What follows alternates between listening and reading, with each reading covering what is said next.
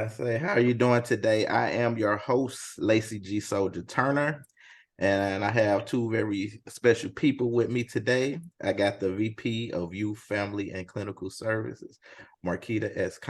And I have the coordinator for the 2022 Team Empowerment Rally, Caleb Kemp. How y'all doing today? Doing well. Thank you for having us today. Definitely doing well. Thank you. So could you, each one of you, I guess, tell the people about yourselves, give a rundown? Well, my name is Marquetta S. Connor, as Mr. Turner has stated, and I have been with Better Family Life for almost 12 years now. I am the Vice President of Youth, Family, and Clinical Services, where we provide after school, in school, summer camp services. We provide this rally. We do youth empowerment retreats. So we are just a holistic approach to making sure that the youth are well. We work in an agency called Better Family Life, which is an agency that houses not 5 different programs. So the youth being one of the main pillars of the agency, but we also have our housing asset development, community engagement, cultural arts, as well as our Missouri Workforce Assistance Program. We believe in serving the entire being, not just our youth, but everybody, anyone who walks in the door. We want to make sure that we can give them whatever it is that they are coming in the door for, and that much more, to make sure that they're getting all the things they need to be successful in this society. And my name is Caleb Kemp. I've been at BFL, Better Family Life, since I was 8 years old. I grew up in the program. I started working full-time 2 years ago after I graduated from Western Illinois University. And I'm over our teen academy, which is called the Youth Leadership Academy. And I'm also a youth specialist, so I do teaching as well. So it's the first year we're bringing the rally back. So something that I've been a part of since I was in high school. So now I get the opportunity to, lead the charge and just make it as great as it's always been. So yeah, it's a little bit about myself. Okay, so my first question, can you tell the people how important it is to empower the youth? I'll give you that one, Caleb. Me? Okay. It's very important. I strongly believe in helping the next generation and helping those that are under me, which is why I do what I do. And I'm here at Better Family Life. I had great mentors coming up when I was younger, Miss Marquita being one of them.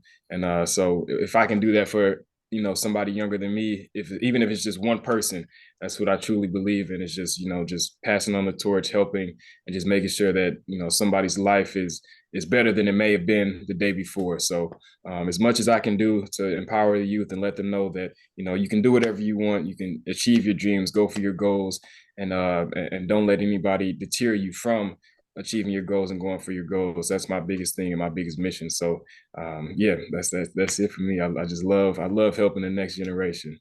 Okay, so I live downtown, and of course, like I guess a few months ago, they was just saying the youth is getting rowdy, just a lot of disruptive behavior. What do you think?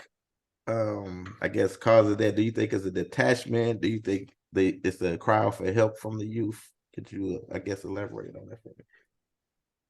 Well, I could start, but I think it's a little bit of both. I think that the generations have definitely changed. I think that the fact that the village is not the village as strong as it used to be, and I believe in that mantra that it takes a village to raise a family, but the village has changed because nowadays it's harder for you to say something to someone else's child, or reprimand them or put them back in line. Whereas when my generation was coming up, if we got in trouble, if the neighbors saw us, they can get us. Then we get home, we still get it. But that's not the case anymore. So I think there is a disconnect when it comes to that village, and we need to restore that village. And I think that's part of the empowerment, making sure that they know that this village is still in place, and we have an area in our agency that's called the village, because that's what we believe in. We, in our summer camps, in our after school, making sure that the youth are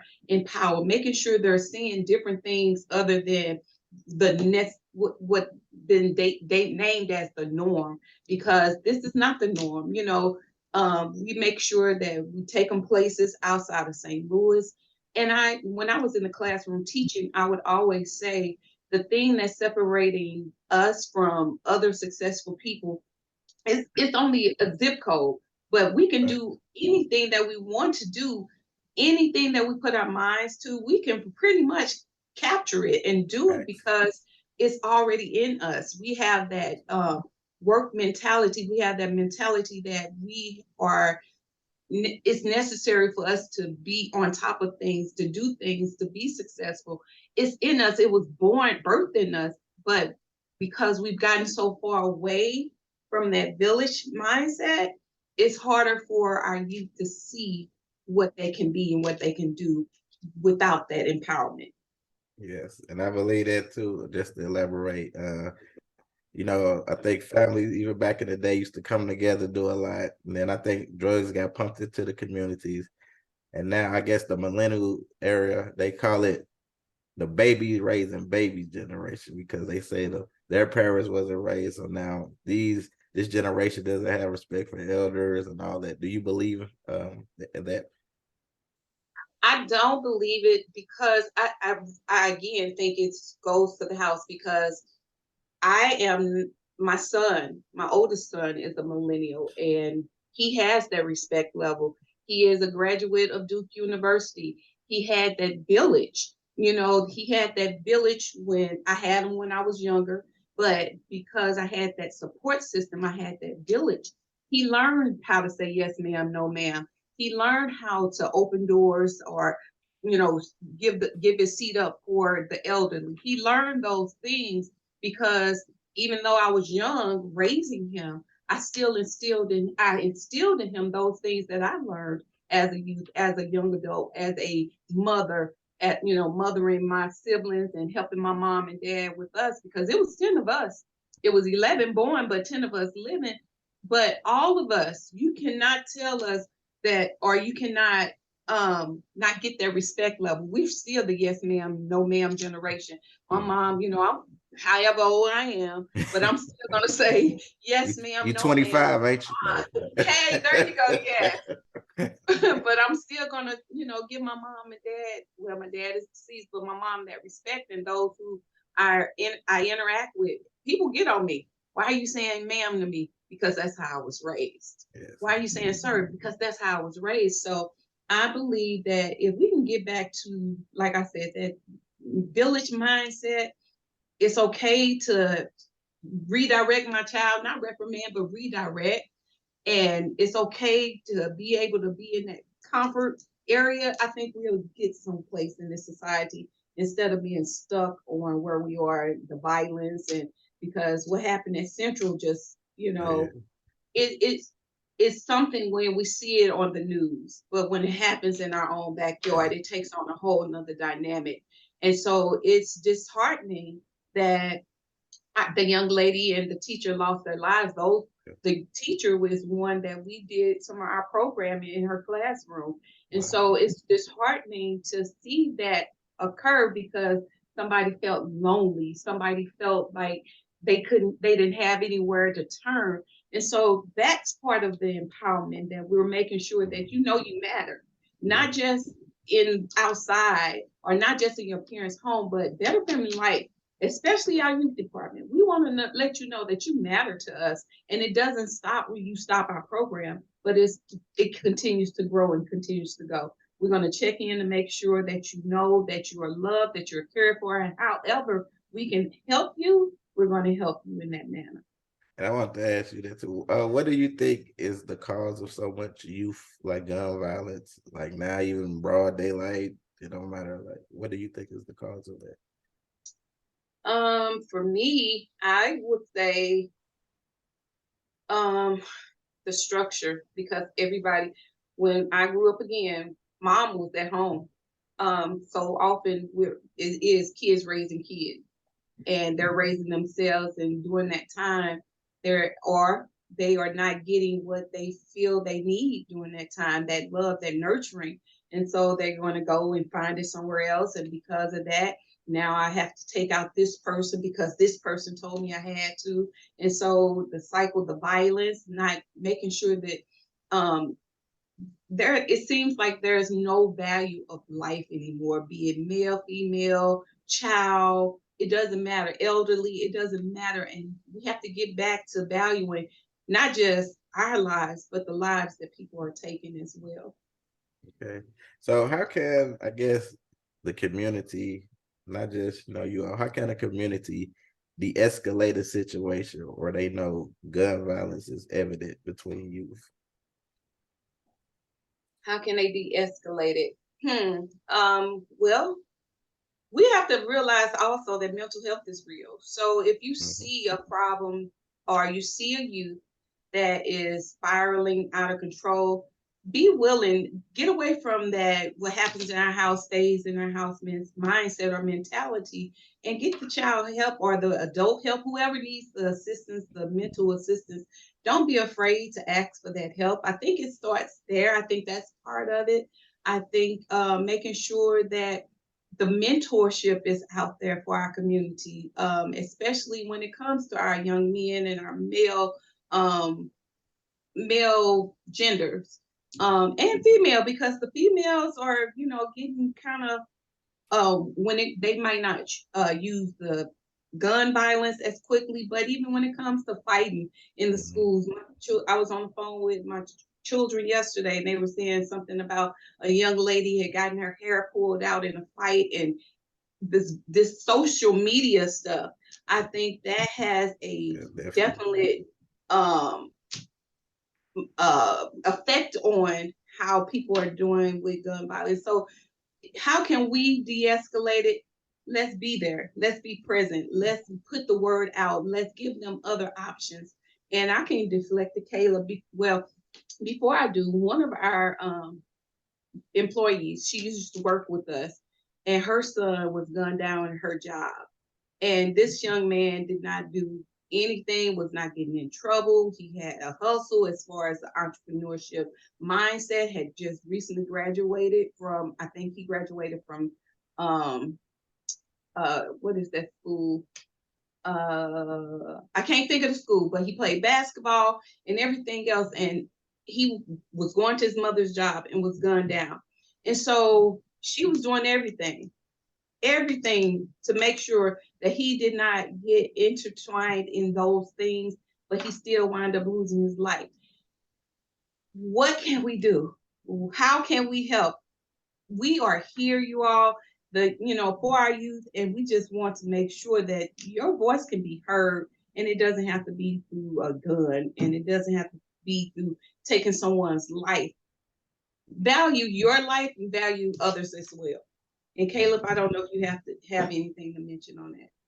I would definitely add on to that is that it goes back to the village as well. You have to, everybody has to be accountable for the children and youth that are around. It can't just be, the family, because not all the time the family isn't there. People, a lot of our youth grow up in situations where the immediate parents are not there, and the grandparents or aunties or uncles can only do so much. So it takes the village. It takes the mentors, the neighbors, the big homies in the hood, everything like that. It takes everybody to come together to make sure that the youth are good and on the right path. The social media thing is definitely a big thing as well. I tell youth all the time when I go into schools is that you don't have to fall into the trap of social media and act like and feel like you have to be something that you're not. That's the biggest thing. Be yourself. Go for your goals. Do what you want to do. And don't feel the pressure of having to act like everybody else because this is what you see on a daily basis or this is what you're being told on a daily basis. It's real easy to fall into it, and I tell them all the time.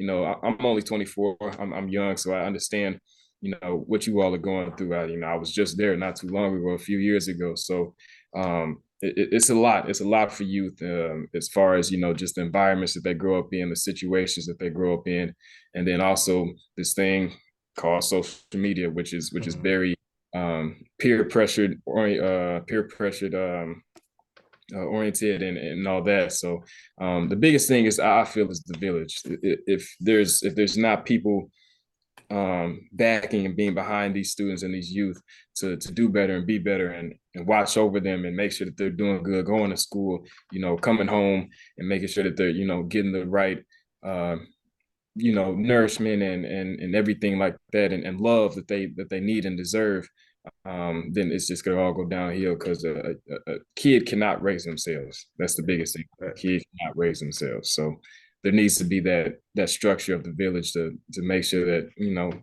everything is good with the youth. So I can definitely say that. I want to ask you this too, Caleb. Since you, especially coming from the younger generation, do you think drugs and music play a vital part in reckless behavior from the youth? I would definitely say it definitely is. Music is probably the biggest influence for the youth nowadays. I would even say even more than social media, honestly. Music is so powerful, and what artists say and what artists do, the youth are gonna follow it. That's what it is, whether it's fashion, whether it's what you see in music videos and things like that. So yeah, I feel music is is the biggest influence, and then right after that is social media. A close second is social media. So and we hear it all the time. People being honest and being upset with what's going on in music videos and what's going on and with artists and things like that, and what they're posting and things like that, because they know that the youth are the biggest audience that those artists have. So, whatever they do, the youth are pretty much going to do. So, it definitely plays a vital part. The drugs and music all go hand in hand with what the youth are seeing and what they're following on social media and in music videos. Definitely. Okay. Ms. Marquette, I'm going to ask you this. In the Black community, I think you touched on this earlier. People don't like to talk about mental illness, and it goes undiagnosed. They sweep it under the rug. How can we? What can we do to bring more awareness to this outreach? Well, something that we have a clinical department here. It falls under the youth department, and so making sure that our youth as well as our adults, our parents know that there is help. We can put out flyers, we can put out information such as this on this interview to make sure that they know, even here where we are giving the holistic approach, that we are not a threat, we are here to help. We are a Black owned organization, been around almost 40 years, and we're here to provide those services. So don't feel threatened by coming in. And I think that's what we think of when we think of clinical services or mental health services or wellness services. We think of it as a threat, that we're allowing ourselves to be vulnerable with people, and that's okay. If it can get you where you need to be in society, if it can get you that help you need when you're feeling like you're getting ready to fall off a cliff. I know that outreach. We have our community engagement department that can put flyers out there, especially within our communities, to help make sure that they know that if not here, you have other agencies that can assist as well, that are here to help, not harm, that are here to give you pathway solutions or help you derive as solution focused things instead of the only solution you're seeing, especially when it comes to violence. I have to pick up a gun or I have to fight. So if we are able to that's a way of de-escalating this violence as well, making sure that the outreach is out there, that the outpouring is out there, that people know that these places are in existence, not to harm, but to help.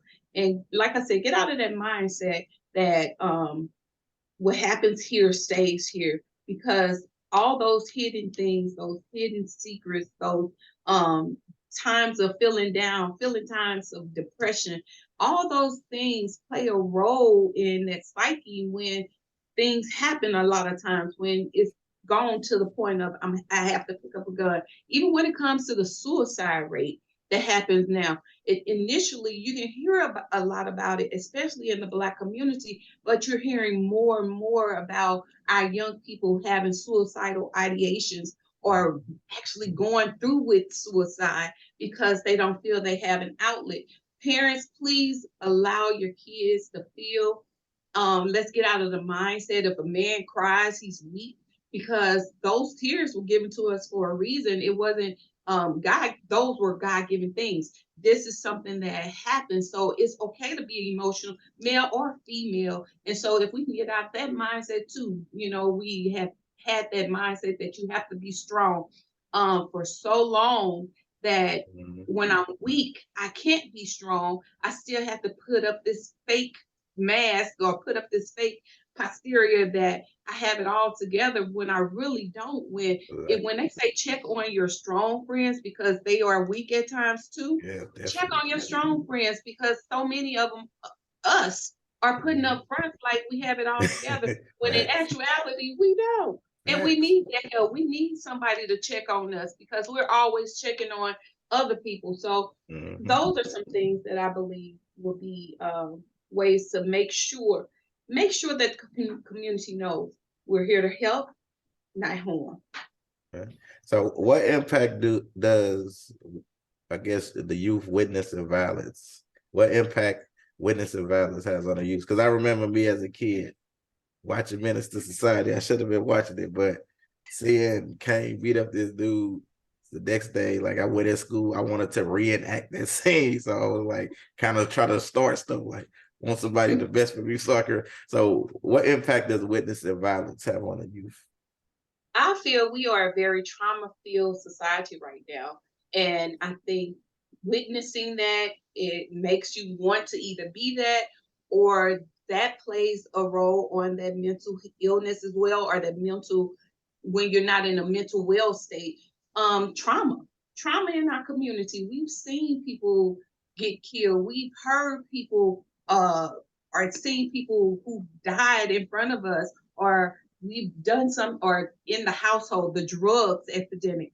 Those are some traumatic things, but because of that same mindset, that same mentality, we don't deal with that trauma. And so because of that, some people, like I said, like you went ahead and like, okay, let me start something today. All right, I'm gonna be like this. This is the image we want to portray. So it goes back to like the music and social media.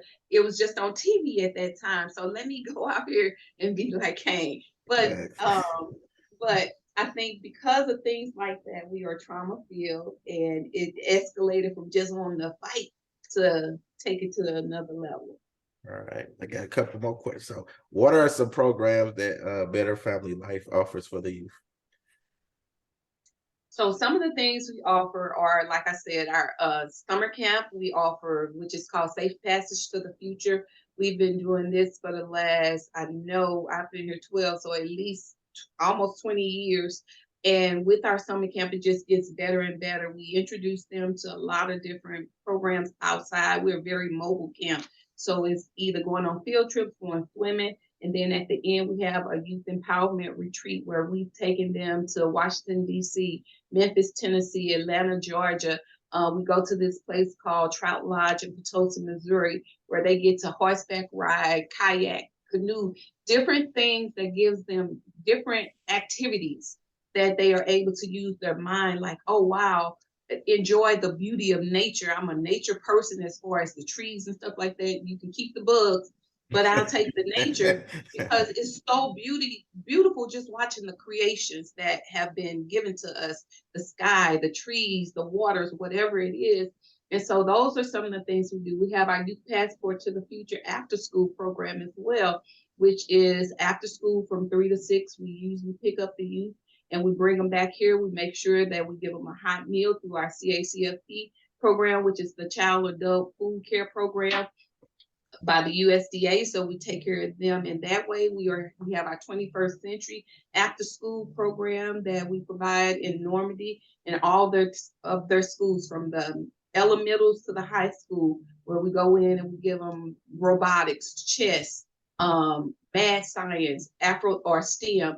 We have those things. And then we also have our Youth Leadership Academy, which Caleb is over, and that starts at age 12. So our middle school up to high school range, where we just make sure that we're building those future leaders, making sure they have the necessary mentorships to be successful as they go on through or matriculate from middle school through high school. And Caleb, you can talk a little bit more about it as well. Definitely. Yeah, so that's pretty much the basis of it, is just making sure that we're preparing these teenagers, middle school, high schoolers, for the next step, which is college or workforce or whatever it might be for them. So giving them those necessary skills, knowing how to do an interview, knowing how to put together a resume, just going out there, experiencing new things. We do college tours as well, so we go around all those trips that Miss Marquita mentioned. We usually stop at the colleges that are there, whether it's, in DC, it was Howard, and Memphis. We had Tennessee State. Down in Atlanta, you had Morehouse, Spelman, and Clark Atlanta. So we always do college tours as well here in St. Louis and, around the nation. So um, the biggest thing is just making sure they're getting the skill set that they need to go on to the next level. That's the biggest thing, while still, enjoying it, having fun, being able to be a teenager and experience new things each and every day. So we try to give them a different feel than we give the younger kids with the summer camp, so that they know that, they feel like, they're older, and they can, do more mature things. So it's a fun time. It's a great time. We get to, you know, they get to open up with us throughout the summer, and become more mature. You see them mature over the summer and over the weeks, which is really great, especially for them, with them being teenagers. So yeah, it's a Can great I, time. can I be one of the youth? Y'all picking people up and giving them meals? Just get it. I'm hungry. I'm hungry.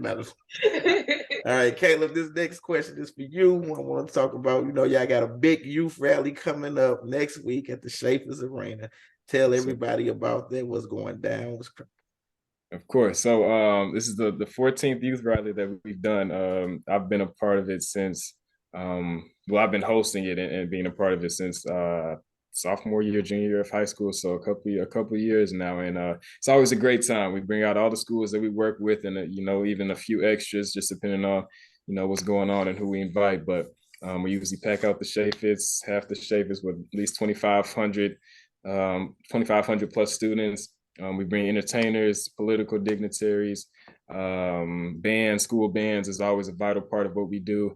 Speakers, as well as just the youth. The youth is the biggest thing. So we have representation from some of the schools for their youth, and what they've been doing, and what they've been doing all semester with us. So it's a great time. It's all hands on deck event for our agency, and we just come out, kick it, and we're able to celebrate what we've been doing teaching wise with all these schools and the students. So it's a lot of work. It's definitely a lot of work, but it's very beneficial at the end of the day, and we always enjoy it. It's always one of the best times of the year, and for us to be able to bring it back after the COVID hiatus, we're making it happen, and we're going to enjoy it and have a great time with it. So yeah. Okay. Can you get the people the date and time again, and how can they be a part of this? Of course. So the date is Wednesday, November 16th, from 10 a.m. to 12:30 p.m. Doors open at 9, and is at the Chaffetz Arena on the campus of SLU University.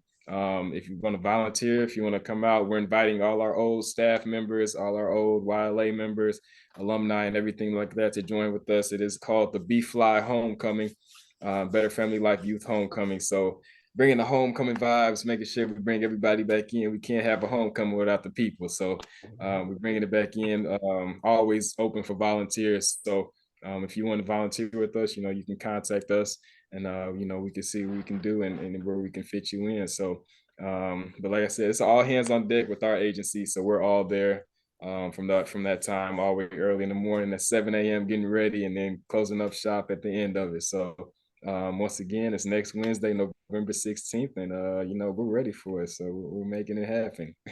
All right, I got two more questions for you. So what advice can you give to that child who feels there's no way out, or they want to kill someone, or even cause harm to themselves? What advice can y'all get to that child if they're listening? Caleb, you can start. I'll definitely say that every action that you take has some sort of consequence, and that's the biggest thing. A lot of, especially youth wise, your brain isn't quite matured enough to really understand a lot of things, especially depending on the age as well. But I tell people all the time, every action that you do is going to have a consequence, whether it's good or bad, whether it's big or small, it's going to have a consequence. So whatever action you take, you just better be ready to deal with that consequence. So there's always people you can talk to. There's always somebody you can go to bring this problem to before you commit the action.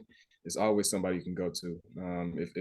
If it's not somebody that's real close to you, bring it to somebody. Bring it to somebody that you may know, agency that you may know. Come to us. we'll help you out. Like Miss Marquita said, we are an open door. We're here to help everybody, any and everybody. So I never want anybody to feel like their last resort is, to take drugs, to kill somebody, to have to take matters in their own hands. That will change the course of their life forever. And that's the biggest thing. Be smart, make sure that that, it's not the end of the world. You don't have to, commit violence in order to get retaliation or in order to solve a problem. It's not, you don't need to. Talk to somebody, figure out the next steps, be the bigger person, and know that, if this person wants to do this to me, or if this person wants to do this, I don't have to follow in those steps as well and do the same thing, because they've already messed up their life. So that's the biggest thing. They've already messed up their life with the actions that they take. So you don't have to do the same and mess up your life as well, just because you want to get revenge or retaliation. So talk to somebody, come to us. We're an open door. And yeah, that's the biggest thing I'll say, is that every action has a consequence at the end of the day. So. And I will say you're not alone. So you're not alone. We're here, 5415 Page Boulevard. If you need to get to us, that's where we are, right in the heart of the city. So you're not alone. Come on up if you need someone to help you with housing, with youth development, whatever it is, you're not alone. Come on up and we can see how we can best assist at Better Family Life. Right. I'm coming for the help. No, all right, my last question. My last question I like to ask all my guests. This is for each one of you. When it is all said and done, and you are long gone from this earth, what is it that you want the people to know about you? Either one. I guess for me, is that I cared. I cared. I was fair. I was here to nurture.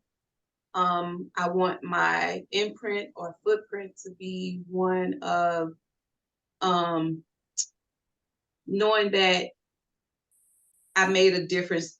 Like Caleb said, if this is just one person, that I made a difference in that one person's life, that I changed their course. I made them rethink what they thought was the best choice for their life. But when I got involved or saw Miss Marquita, I knew I could do something different, because she's from Washington Park and she's now where she is in our agency. So if she can do it, and she's in Washington Park, Charlie Park as they call it, then I can do it too.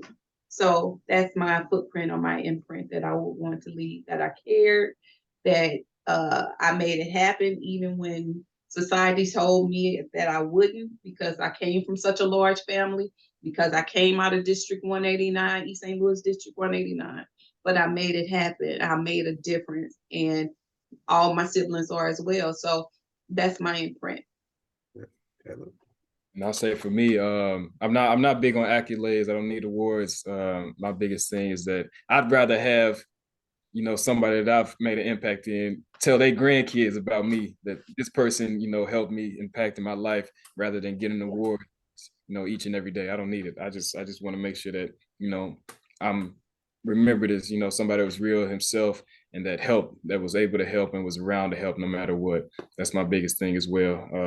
Being from the north side of St. Louis, there's a lot of stuff going on. So me being able to get out and be at the level that I am, the position I am, to be able to give back and help and impact.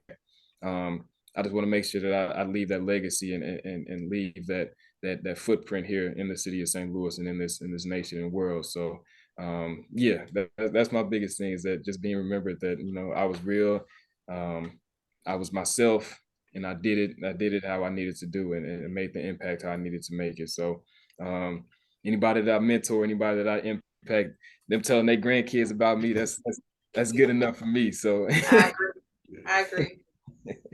Well, I want to thank y'all. y'all dropped a lot of jewels, and we need more people like y'all. So I salute y'all for that. Because it starts with the youth, you know what I'm saying? And I just love everything that y'all doing, and I appreciate having y'all. So one more time, Caleb, let them know, give them the date and time for the youth rally.